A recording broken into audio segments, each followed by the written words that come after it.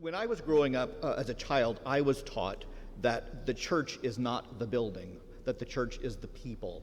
And while I do believe that, I have always been drawn to beautiful church buildings. And so today, our focus is going to be on our beautiful historical building, which was built 101 years ago.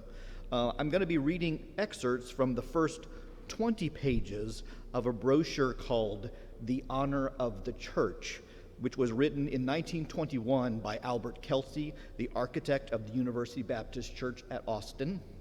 Although there are only little hints in the section that I'm reading today, the architect is struggling with the new building committee that's led by Mr. Barker, who is a businessman who owns the local Ford dealership with all its interchangeable, mass-produced parts. Mr. Kelsey writes this 75-page brochure to try to persuade the Baptist Mission Board and the congregation to finish building the church the way he designed it. And now, as a little historical reference, context, if you read all of the wonderful material downstairs, the church was designed prior to World War I, and it started construction during the end of World War I, and by the time the war was over, construction costs skyrocketed, and so the church was struggling, the building committee was struggling with how to complete the sanctuary part of the building. It was built in two sections, the Sunday school and the basement first, and then the sanctuary was built.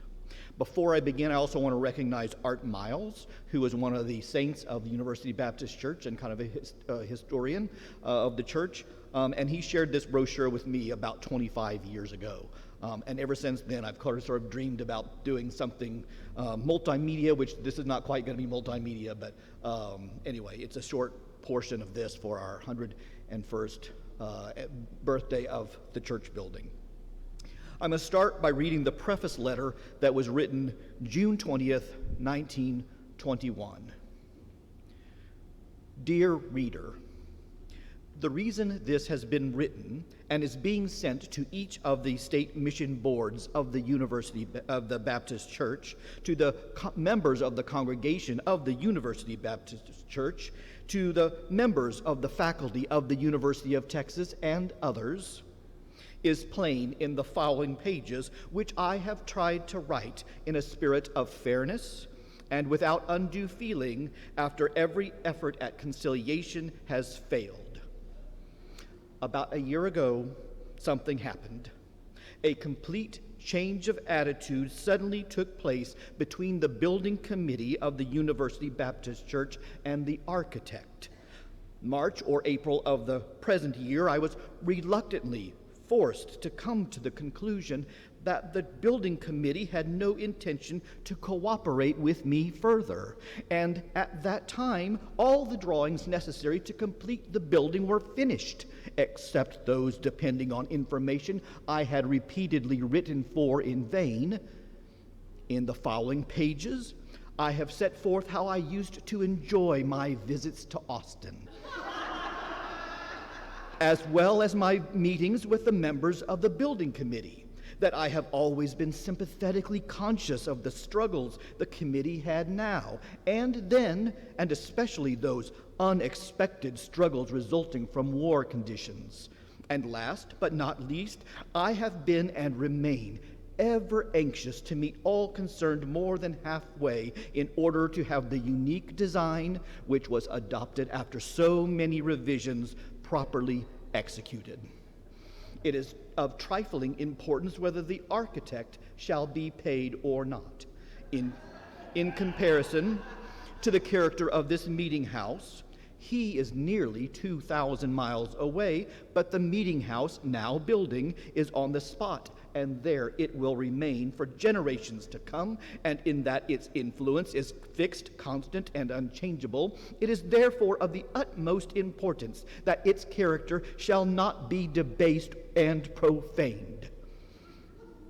Feeling this deeply, I have offered to redesign without cost parts of the building, to cheapen them in order to ensure perfection to other parts where perfection is essential.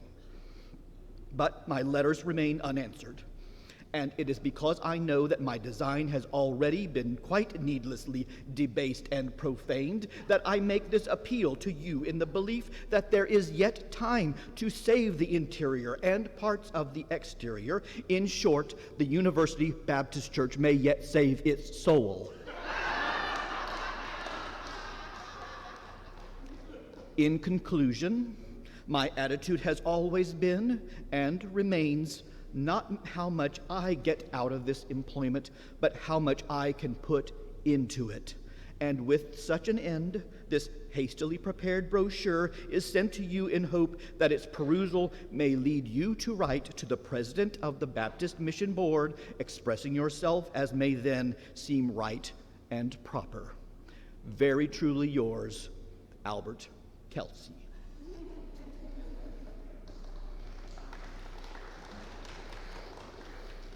My first visit to Austin. How well I remember the first call I received in reference to the designing of a church, Sunday school building, and sunken garden for the University Baptist Church at Austin, Texas. A hearty, bright-eyed young man came to my office in Philadelphia and explained what was contemplated. I recall it as if it were but yesterday. Just as he was leaving, he said, with a broad, winning smile, "Why, we are as proud of being Texans as Virginians are of being Virginians." But it was not so much what he said as the manner in which it was spoken that made me instinctively like him. Indeed, few have ever impressed me so quickly with their loyalty, honesty, and unlimited good nature. He was Mr. Burke Baker of Houston, Texas, the son of Mr. and Mrs. R.H. Baker of Austin, a pleasant couple whom I afterwards learned to regard as the foremost movers in the affairs of the University Baptist Church now building in that city. Oh, how I used to enjoy my visits to Austin. They were all of them full of inspiration and refreshment. I had never been to Texas before that first lecture trip, and in consequence was surprised and delighted with everything and everybody. That visit is still vivid in my mind. I arrived on a bright Sunday morning. The air was deliciously soft, oh, so soft and silky. It was a heavenly Sunday morning, one of those clear, rare days when one is in full harmony with God, man, and nature. It is no wonder I was pleased, for the church bells were ringing merrily, and the sky was of that indescribable shade of blue, a rich, deep, sparkling blue. Then, too, the streets and buildings were all so white and cheerful looking, the foliage so strange and interesting, the people so clean-cut, decent, and hearty. How I admired the magnificent approach to the state capitol, and especially the way the big arch and dome dominate Austin. There are not half a dozen cities in the United States so well punctuated. So in this section of the brochure, he writes about meeting Professor Giesecke, who was the head of the School of Architecture at the University of Texas, and an informal midday dinner he has with the Giesecke family. Mr. Kelsey was in Austin to talk to the UT architect students and also to speak to two other popular audiences. He also shares a story about being invited to tea at the home of Mrs. Fanny Chamber Gooch Engelhart, the author of a book called Face to Face with the Mexicans. The author described the book to Mr. Kelsey as big as the Bible and has a good deal more about Mexico in it. Apparently, it's a book with over 200 illustrations and accompanying narrative. It was written in 1898. He had lunch at the faculty club and a formal dinner given by Miss Mary Gearing, the forceful and capable head of the Department of Social Economy. He mentions Professor Giesecke and Miss Mary Gearing several times and name drops throughout the brochure. Getting acquainted. It was the 14th of December, 1916, that I stepped off the Katy Flyer to be greeted for the first time by Dr. Madry, the ardent, energetic, and intelligent pastor of the University Baptist Church. It was another of those glorious mornings that made the bright, cheerful city with its broad, clean streets, fresh green trees, and bountiful supply of flowers seem more attractive than ever. Along its downtown thoroughfare, with its high, broad raised sidewalks, all three leading so proudly up to the seat of government, I noted that there were still some wooden hitching posts belonging to frontier days, and tethered or near to them, in among every sort of vehicle, there was occasional saddle horses, animals with more power than style. From one, a rider was dismounting, a husky man was strapping bundles onto another, and on a third sat on his horse like a centaur and whistled a wild shrill for the very joy of living. Some were dressed almost like cowboys, and occasionally among these horsemen was a Mexican, but never one attired to meet the requirements of a full-fledged movie show. Thus, my impressions of Austin are those of a particularly decent place where the people are cheerful, useful, and unspoiled, industrious, and rightly, intensely proud of their university. The Building Committee. My first meeting with the building committee was held in the new YMCA building, which stands across a side street from the site where it was proposed to build and on which the partially finished church now stands. The freshness and brightness of Texas was fascinating. It put me in vacation mode. It made me feel like work. It compelled responsiveness. Thus, when I was presented to the members of a large committee composed of both men and women, and found everyone cordial, modest, and unassuming, I did not doubt, notwithstanding the size and mixed character, my ability to work with it to the satisfaction of everyone concerned. Indeed, the task seemed easy, because each member appeared so refreshingly eager and believed so sincerely in his or her church. At length, I was instructed to proceed with the design, and just as the meeting was about to adjourn, Judge J.C. Towns, Dean of the Law School of the University of Texas, a dear old man with a kindly, sincere manner, turned to me and said, "Mr. Kelsey, you are not a Baptist." Almost reluctantly, I acknowledged the soft impeachment, and whereupon he continued, "We have just one more suggestion to make, and that is to urge you to remember that water is an important element in our service." Well, Judge, how would it be to make water living water, the bells and candles and high altar of the interior? How would you like me to make the point of supreme interest as nearly like a flower-fringed river as possible? "The riverbank, that's the idea," he said, and everyone approved, and some even applauded. Thereupon the meeting broke up, full of spirit and goodwill, though I do not think anyone but Dr. Madry and Mrs. R.H. Baker really expected me to make good, and indeed, it has taken me until a few months ago to perfect and simplify the design, but the drawings have been virtually done for some time and can be entirely finished and shipped in 24 hours if I can only get the information I have so often written for. But unfortunately, the committee has had a change of heart, as will presently be seen. But nevertheless, I have persevered, regardless of the indifference, obstacles thrown in my wake, and my increased office costs. First, because I sincerely am interested in the problem itself, but principally because of the light I saw in that good old man's eyes. Now, Dr. Madry and Mrs. Baker from then on became my most sympathetic co-workers. From them, I received my chief encouragement and support. It was because of their kindly enthusiasm and intelligent interest that I let myself go more and more, trying scheme after scheme, knowing full well, however, that what they wanted could not possibly be built for $100,000, even at the low prices prevailing then. Nevertheless, to be obliging, I carefully drew out such a building, even adding a tower and a great dome. Then, at last, of course, the cutting began, and the design was reduced to an L-shaped composition composing about 2/3 of the lot.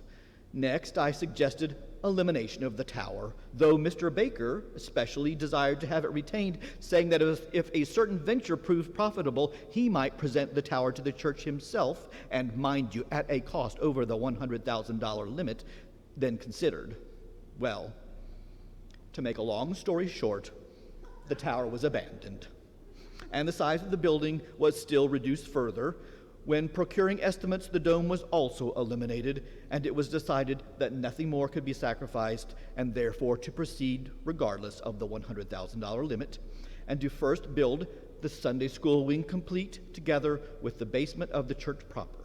That is, to let 2 contracts instead of 1, a line of procedure which increased the cost to me materially and is indirectly responsible for the present troubles. Now, the character of a piece of architecture is governed by many elements. Architecture is a reflection and record of conditions. It either honors or dishonors those who are responsible for it. It is either an inspiration, a stupid pile, or a hollow mockery. It either shows love and devotion, indifference, or a total lack of self-respect. In short, in the case of a meeting house in particular, it stands for the character and of the culture of those who meet there. Now, previous to undertaking this work, I had been brought into intimate personal relationship with Secretary Root and the Honorable John Barrett over a period of 5 years in designing and construction of the Pan American Building at Washington, D.C.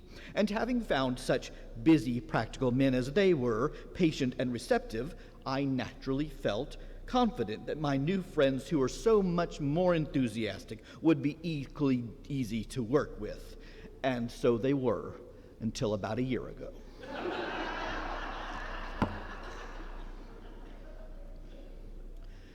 The university and other sources of inspiration. On one of my visits, I found the bluebonnets in bloom. It clothes entire fields with blotches of rich blue, and having seen it in full flower, I at once made up my mind to make that flower the motif to be used in the adornment of the church. And it has been done, true, indifferently, in the decorations of the jambs, soffits, and depressed lighting dome in the 3 front entrances, and it was to have been used in the adornment of the proposed glazed tile dome rising above the roof. Also, and again, I had planned to dot the riverbank effect of the baptistry inside with them in colored terracotta as a gift from the architect. But in that I have never been given the information necessary to complete the more important marble work, that idea has been held in abeyance, though I might mention here that I did offer to pay $45 for a plaster mold to ensure good carving for this feature, and I am still ready to make sacrifices to have this feature finished right. But I go too fast. The problem is for a university church, hence the university itself became a special subject of study.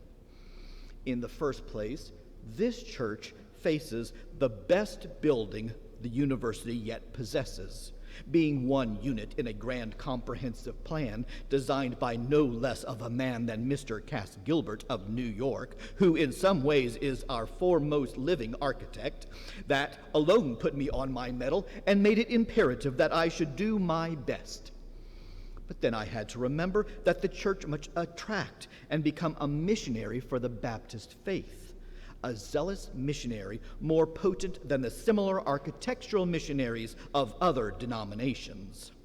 And it was with that thought in mind that I studied the boys and girls as Baptists, or incipient Baptists.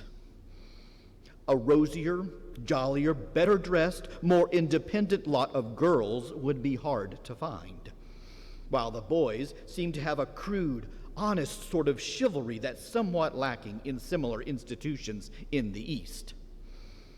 They are a sturdy, husky lot, those spontaneous, unspoilt boys of Texas, in support of which, let me tell just one story.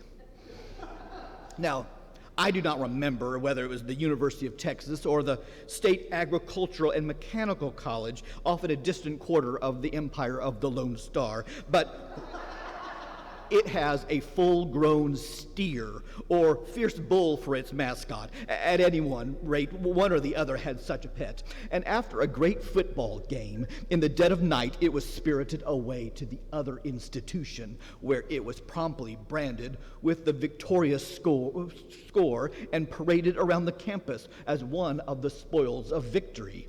Now, what is a few hundred miles to the boys of Texas? And what is it to transport a full-grown steer or lively bull only a few hundred miles?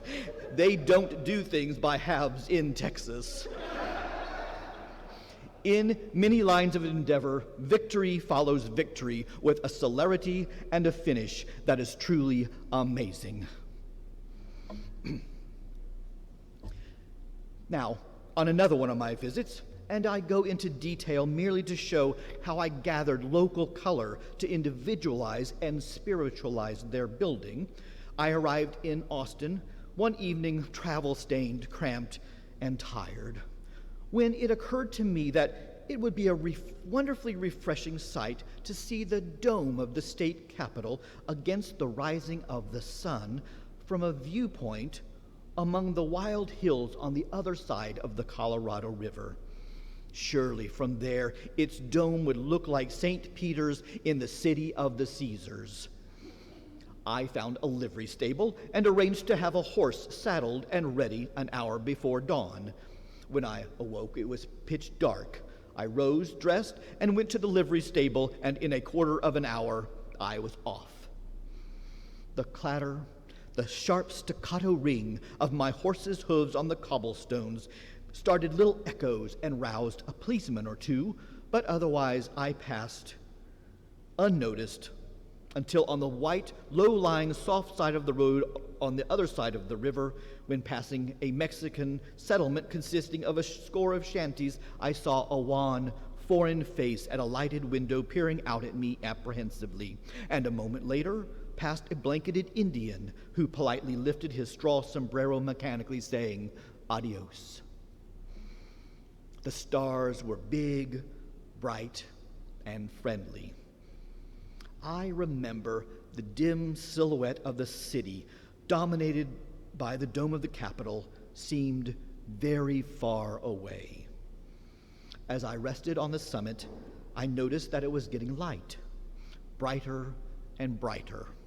Whiter and whiter the night became, making the dark silhouettes about us change from dull gray-green forms rising from a thin white mist. And then a great full moon, not the sun at all, flooded the horizon. Heartily did I laugh at my surprise, although my horse seemed disgusted. A bird began to sing, and then another and another, until there was quite a chorus, when sure enough, in the blueness of the moon morn, the horizon in that direction began to glow a faint, delicate shade of rose. Gradually pinker and pinker, redder and redder, and turning the river in the foreground into a stream of blood. Blood. There was an idea. Strange thoughts come to me. Love of nature, peace, and immensity of it all was so refreshing. Why, I asked myself, when such refreshment can be had so easily and so often, do so few take advantage of it? Not only was the first pink flush of dawn refreshing, but under its spell, the pink water took on sort of a magic that should be repeated in my church. Surely, I reasoned, the sight of illuminated water always opens the dullest eyes, while the constant flow of water running on forever suggests eternity. And furthermore, have I not had it explained to me a dozen times that the complete submersion of the body is the Baptist conception of purification and rebirth, the beginning of life beyond life? My problem is, then, to make water an attractive, important, and convincing part of the architecture, and what, moreover, a sunrise effect will be more inspirational than a sunset effect. Such an illusion might be had easily, produced possibly with a pink slab of marble tapering down to a very thin spot in front of a single electric light, and what moreover would be more inexpensive, and what could be more effective, especially if it was reflected in the water of the baptistry, than the harbinger of the coming day. Suddenly my horse and I are back to earth again, and it was broad day. The pink was gone. But God was spreading his deep blue azure mantle from horizon to horizon for another glorious day, for another glorious thousand-colored day. And sure enough, there was the dome of the Capitol looking like old St. Peter's against a sky of gold. So I reasoned and dreamed and reasoned, knowing full well that from the beginning of time the beauty of holiness and the holiness of beauty has been the very sublimation of every religion. Beautiful thoughts have been subjected from time immemorial by the architects who have designed the places of worship for nearly every denomination, whether Christian or pagan, from the beginning of history. And yet, notwithstanding all of that, as I now think back and recall how my dream has all but come true and may even yet so easily come true, I cannot help reflecting cynically upon the kind of ephemeral, sensational beauty people seek, take seriously, and pay fabulous sums for nowadays. For the wills of the Dr. Madrys and Mrs. Bakers and Judge Townses seem powerless to contend against ruthless advance of a materialism which is opposed to both religion and art. And now, the present chairman of the University Baptist Church would not spend time to write a few letters to ensure the perfection of an endearing and inspiring religious setting for a solemn service in which he professes to believe. A setting, moreover, that would gladden the eye and heart not only of the present generation, but of his children and his children's children for generations to come. A setting that would be a monument to him, one that might raise him socially, intellectually, and spiritually to a position of some consequence were he to become known as the one who had put it through. For I repeat, he could have put it through and can put it through, and moreover can put it through without a cent of additional cost, since all that is needed is merely a little patience, a little understanding, and a little of his worthy predecessor's belief.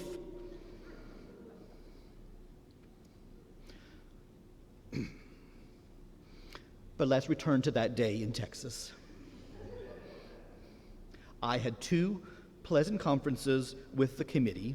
That day was typical in its enchantment of all the happy days I spent in Austin. In short, the entire committee was reasonable and responsive. We worked together in a spirit of give and take. In consequence, I had never felt more confident. But who can tell what the future will bring forth? Even war-torn Europe did not suspect that the old order was about to pass from the world forever. While neither Europe nor America realized that civilization would be soon hanging in the balance until man shall decide whether any scraps of paper are sacred, and also, among other things, whether movie shows shall replace churches and rapacious businessmen the preachers of the Lord. And that is where we will close today.